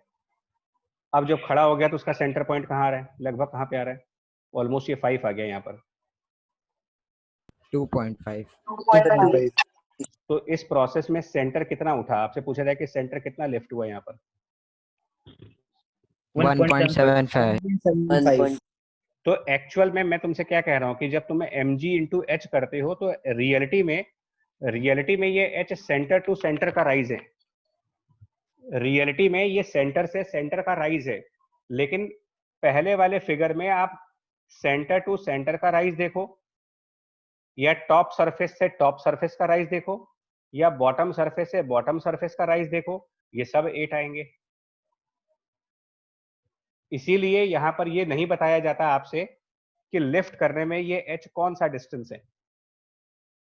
हमने जो फिगर बनाई है उसमें नीचे वाले के टॉप से ऊपर वाले के टॉप का h दिखाया है, लेकिन अगर मैं चाहता तो नीचे वाले के सेंटर से तो ऊपर वाले के सेंटर तक भी तो h ही आएगा, कि अलग आएगा कुछ आंसर, अभी करके देख चुके हो। सेम आएगा सर। तो सर सेम आ रहा है। हाँ, तो रियलिटी में ये जो h है ना, वो उसका क्या मतलब है, रियलिटी में इस h का मतलब sir centre to centre height. Centre to centre height है, यही समझा रहा हूँ तुम्हें। रियलिटी में इस h का मतलब है सेंटर टू सेंटर।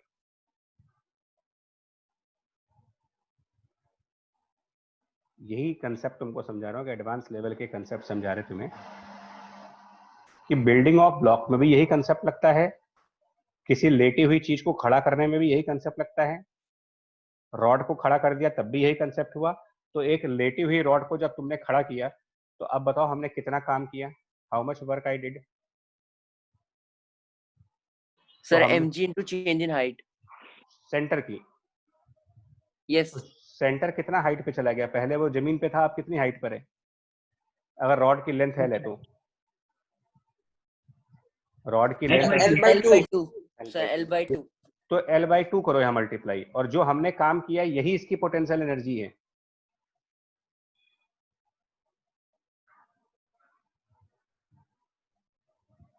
समझ गए। Yes sir. हाँ, रॉड की पोटेंशियल एनर्जी निकालने के लिए रॉड का सेंटर देखा जाता है, इनफैक्ट किसी की भी सेंटर देखा जाता है।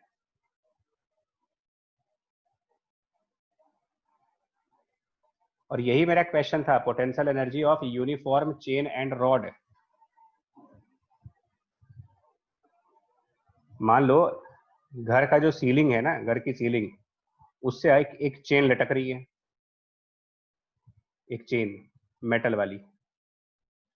अब ये चेन है, इसका मास m है, इसकी लेंथ L है, तो क्या पोटेंशियल एनर्जी होगी इसकी? अगर कोई पूछे कि बताओ इसकी क्या पोटेंशियल एनर्जी है, और मैं अब यहाँ पर ये वाला कंसेप्ट फॉलो करने जा रहा हूँ, ये वाला, कि तुम किसी स्पेसिफिक लेवल पर जीरो मानो, पहले किसी स्पेसिफिक लेवल पर पोटेंशियल एनर्जी जीरो मानो, उस लेवल के नीचे जाएंगे तो माइनस, उस लेवल के ऊपर जाएंगे तो प्लस। तो हम क्या करने जा रहे हैं, जो सीलिंग है ना, इसी को मैं अपना level of zero potential energy मान लेता हूँ। मैं मान लेता हूँ कि ये level of zero potential energy है।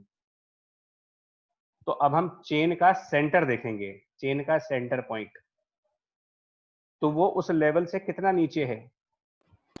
C/2 L/2 L/2 तो आप mg इंटू एच की जगह L/2 करो, और इसके आगे साइन क्या लगा दें? माइनस। माइनस। बस यही कंसेप्ट है, ये पोटेंशियल एनर्जी हुआ इसका।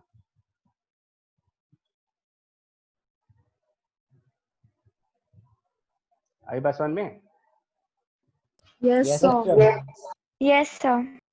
अगला देखो, ये थोड़ा डिफिकल्ट कंसेप्ट है, लेकिन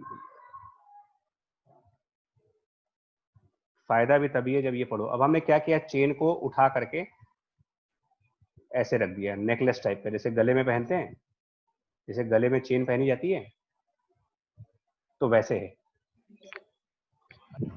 अब इसमें क्या किया मैंने, L/2 लेंथ इधर कर दी और L/2 इधर कर दी, और यही चीज आपका level of zero potential energy है। तो अब क्या आंसर आएगा बताओ, अब पोटेंशियल एनर्जी क्या आएगी? तो देखो minus mg sir minus mg L2 plus L/2 plus L/2। नहीं बच्चा सुनो, तो मेरी बात सुनो, एक काम करो, इसको दो अलग अलग पोर्शन बना के देखो ना। पहले इधर वाले को देखो, लेफ्ट वाला ये m/2 है, और राइट वाला m/2 है, दोनों अलग अलग करके देखो, अलग अलग करो। तो जो लेफ्ट वाला m/2 है उसकी बात करो, m/2 इंटू जी, इसका सेंटर L/4। L/4 माइनस में, और इतना ही, तो ऐसा ही राइट वाला भी होगा, यस सर। तो इंटू 2 कर दो, दोनों का हो ना, मतलब लेफ्ट पोर्शन का अलग, राइट पोर्शन का अलग, राइट पोर्शन लेफ्ट पोर्शन। आ रही बात समझ में? नहीं आ रही?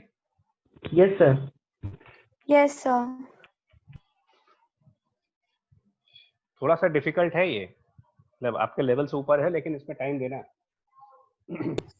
L/4 मिड पॉइंट लेते हैं ना, सेंटर L/2 पे तो है ही, वो टोटल लेंथ अगर ये L/2 है, तो सेंटर उसका जो होगा वो सीलिंग से हाफ डिस्टेंस पे होगा, यानी L/4 डिस्टेंस पे, ये डिस्टेंस L/4 होगा।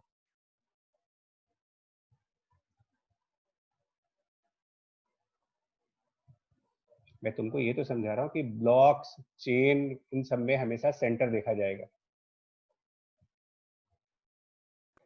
सर अगर कोई इरेगुलर ऑब्जेक्ट होता तब भी आता है बच्चा, लेकिन फिर वो फिर वही 11th वाला पोर्शन, वो मतलब सेंटर ऑफ मास करके एक टॉपिक आता है, सेंटर ऑफ ग्रेविटी और सेंटर ऑफ मास करके, वो सब देखेंगे फिर भी, ओके सर। है ना। अभी के लिए इतना आपके लिए, मतलब अभी इतना 9th क्लास के हिसाब से काफी है, वो रेगुलर बॉडीज का, है ना, ये सब चीजें।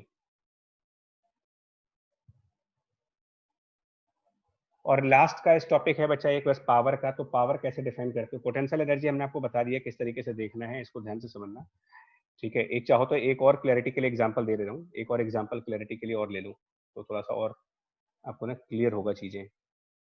ये सब कॉम्पिटिटिव एग्जाम्स के लिए हैं, और वो भी हायर लेवल के। जैसे एक टेबल है मान लो, ठीक है, और हमने एक चेन इसके ऊपर डाल दी, लेकिन चेन जो है वो आधी टेबल पर है और आधी लटक रही है इससे। तो L/2 चेन लटक रही है और हाफ ऐसे है, और टेबल को हमने लेवल मान लिया, it is the level of zero energy. Table is the level of zero potential energy. अब बताओ इसकी पोटेंशियल एनर्जी चेन की क्या लिखूं मैं? Sir minus mg L/2 sir minus mg L/4 4 into L/4 L/4 by 4 आएगा, बाय 2 आएगा, ये डिसाइड करो पहले। सर बाय 4 आएगा। बाय 4। By 4. देखो सर by 2 देखो अच्छा ये बताओ, चेन का कितना मास टेबल के ऊपर है और कितना मास लटक रहा है? सर L/2 टेबल के ऊपर है और L/2 है सर m/2 नीचे M/2 पर। तो ये जो ऊपर का m/2 है, इसमें क्या पोटेंशियल एनर्जी है जो टेबल पर रखा है? जीरो। वो पोटेंशियल एनर्जी। तो पोटेंशियल एनर्जी तो इस m/2 मास में आएगी ना, मास भी तो m/2 लोगे, तो पहले मास Yes, m/2, sir. फिर g, और फिर उस हैंगिंग पोर्शन का सेंटर पॉइंट। L/4 L/4 तो कुल मिलाकर के ये -mgl/8 आंसर आएगा। देखिए आधे मास की तो पोटेंशियल एनर्जी 0 हो गई ना, क्योंकि आधा मास तो टेबल पर चला गया। तो mgh फॉर्मूला है mgh, उसमें पहली बात तो m की जगह आधा हो गया, मास आधा हो गया, और h की जगह हैंगिंग पोर्शन की लेंथ आधी हो गई, तो L/2 का हाफ हो गया L/4, और मास भी आधा करना पड़ेगा आपको, क्योंकि आधा ही मास हैंग कर रहा है इस समय, आधा मास तो टेबल पर है। यस सर हाई लॉजिक नहीं समझ में आ रहा है ये? Yes sir. भाई जो चेन का जितना पोर्शन टेबल सर पर समझ है, गया। उसमें तो एनर्जी है ही नहीं ना, वो तो yes zero. Sir yes sir. तो m/2 तो हट गया, बचा m/2 खाली, और उस m/2 का सेंटर L/2 का हाफ होगा। Yes.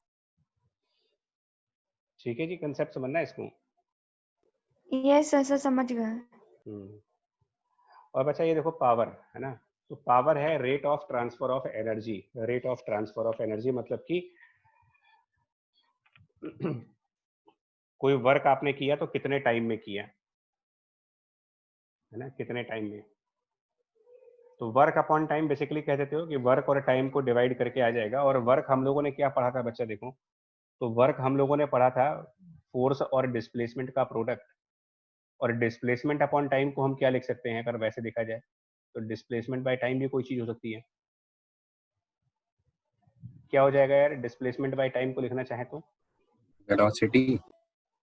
Velocity displacement by time. इसीलिए यहाँ पर लिखा है कि पावर को हम F इंटू वी भी कर सकते हैं, वर्क अपॉन टाइम भी कर सकते हो और F इंटू वी भी कर सकते हो, दोनों काम कर सकते हो। और प्लस और माइनस कब होते हैं? ऑब्वियसली अगर फोर्स और डिस्प्लेसमेंट सेम डायरेक्शन में है तो प्लस वर्क, और फोर्स और डिस्प्लेसमेंट अपोजिट है तो माइनस वर्क कर देंगे। मतलब डेफिनेशन कहती है it is the work divided by time, work upon time, joule per second, joules per second, मतलब एक सेकंड में कितना काम कर सकते हो।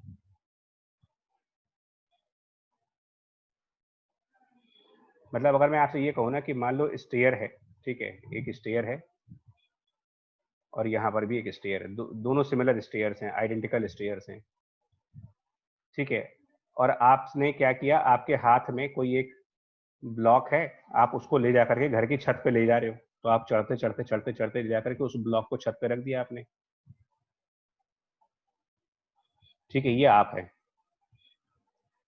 और यहीं पर मान लो आपके पेरेंट्स हैं, वो भी ये काम कर रहे हैं, आप दोनों लोग मिल करके घर में कुछ काम कर रहे हो हैं, और नीचे ग्राउंड फ्लोर से कोई चीज उठानी है आपको और ले जाकर के छत पे रखनी है ना। पटाखों का डिब्बा है, मान लो पटाखों का डिब्बा, दिवाली आएगी तो छत पे लेके जाएंगे बजाने के लिए इसको, मान लो। अब क्योंकि आप एनर्जेटिक हो तो आप मान लो 5 सेकंड में छत पहुंच गए, और पेरेंट्स बेचारे ओल्ड एज के हो गए, थोड़ी सी एज ज्यादा हो गई है, बॉडी का स्टेमिना कम हो गया है, तो इनको मान लो 10 सेकंड लग गया वहां पहुंचने में। और दोनों ने मास सेम कैरी किया है, आप भी एम मास लेके जा रहे हो, ये भी एम मास लेके जा रहे हैं, और दोनों सेम स्टेयर पे, घर तो एक ही है ना। तो मैं पूछूं कि हु डिड मोर वर्क, क्या आंसर दोगे? पेरेंट्स। ध्यान से सुनो, पेरेंट्स। कैसे, क्या उन्होंने क्या ज्यादा काम किया? Same same work. The same work. Work तो सेम किया यार,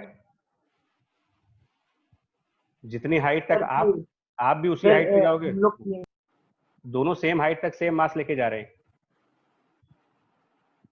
but who did it fast? Sir we did it fast. हम लोगों ने आपने। सर हमने पावर ज्यादा लगाई। तो ये पावर है, पावर मतलब who did that work in less time and who did that work in the more time, that is power. Work upon time इसको बोलते हो ये. That means if you are doing work in a lesser time, that means you have great power, and if you are doing work in more time, you have less power.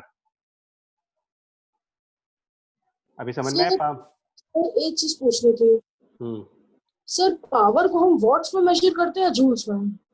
क्योंकि sir maximum जगह sir कभी joule लिखा आता है, कभी watts लिख के आता है। तुम गलत किताब पढ़ रहे हो। जूल्स पर सेकंड होता है, जूल्स में तो पावर कभी नहीं होती सर। जूल्स पर सेकंड से इसमें सर जेएल लिखा था, जे लिखा था सर। हो ही नहीं सकता जे, और सर आगे दिखा है मैक्सिमम सर जूल लिखा हुआ था। हो ही नहीं सकता, गलत लिखा है। या तो आधे नींद में पढ़ रहे होगे तुम। सर मिसप्रिंट हो गया होगा।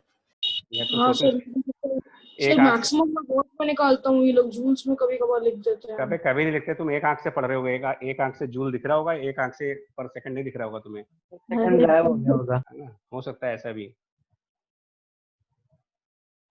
है ना। मतलब अच्छी किताबें पढ़ो, इसमें नहीं ऐसा होता है। अभी आपको पावर और वर्क में डिफरेंस समझ में आ रहा है यार?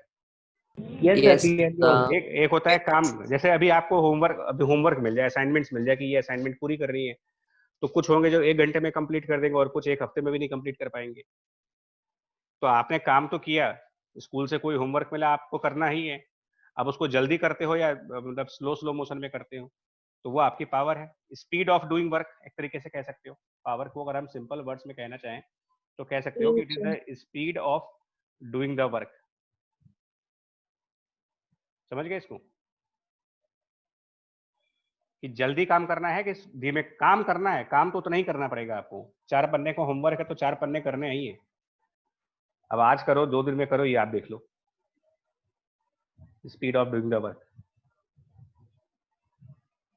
तो फॉर्मूले के हिसाब से वर्क अपॉन टाइम या फिर फोर्स इनटू वेलोसिटी। फॉर्मूला अलग होता है लेकिन उसको समझना एक अलग कंसेप्ट होता है। फॉर्मूला तो कहीं भी मिल जाएगा तुम्हें, बट आपके माइंड में पावर की इमेज क्या बैठ रही है, how fast we are doing that work.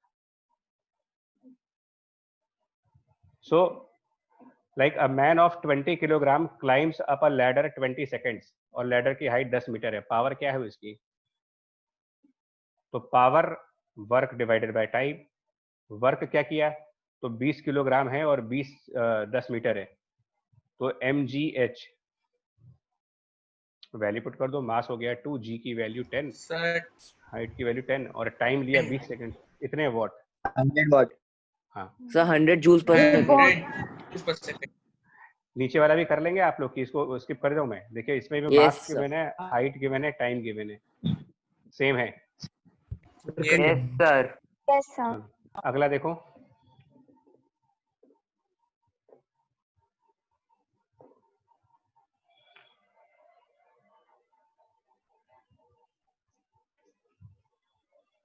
ये ना टरबाइन्स का है।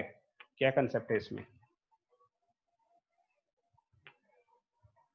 गए हो यहाँ पर कभी नियाग्रा फॉल पे? कहीं कभी कोई देखा है कभी वीडियो? सर वीडियो देखा सर गए गूगल मैप।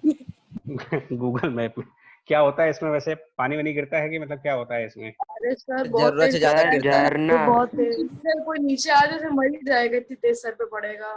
चलो तो हाँ, तो 50 मीटर से गिर रहा है ना, 50 मीटर डीप, ठीक है। How much water passes through the turbines पर मीटर, जबकि जो पावर है वो कितनी आ रही है? 5000। और एफिशिएंसी, तो एफिशिएंसी का मतलब समझते हो क्या होता है? क्षमता। तो इसको यहाँ पर कैसे यूज करेंगे? यहाँ पर कैसे यूज करेंगे?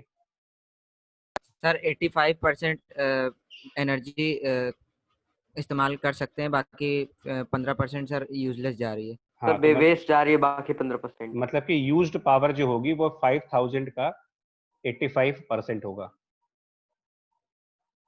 यानी कि 5000 इंटू 85% यानी 85/100। समझ गए इसको? ये तो होगा, मतलब इसको हम पी यूज्ड कह रहे हैं। अब देखो ये बताओ, अगर हम ये माने कि जो वाटर नीचे आ रहा है, सुनना ध्यान से, अगर m किलोग्राम वाटर मान लेते हैं कि पर मिनट नीचे आ रहा है, m किलोग्राम वाटर पर मिनट नीचे आ रहा है, ये पूछा है।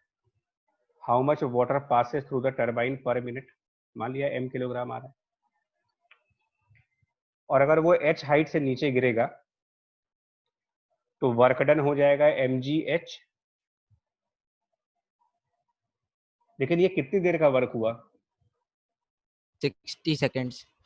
ना ये 1 मिनट की बात हो रही है ना, कि 1 मिनट में ये हो रहा है। तो वर्क डन तो हो गया mgh, बट कितने टाइम में हुआ? In what time? पर मिनट के हिसाब से। तो 1 इन मिनट 60 60 सेकेंड। सेकंड। तो पावर कितने कैसे निकालेंगे फिर?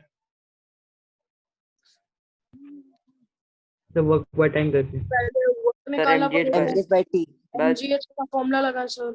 mgh अपॉन 60 कर दें, तो 60 सर और ये इस यूज्ड पावर के बराबर होनी चाहिए। It should be the used power. Use पहले निकालनी पड़ेगी सर, यूज के बाद ही सर उसको यूज कर सकते हैं हम। है जी।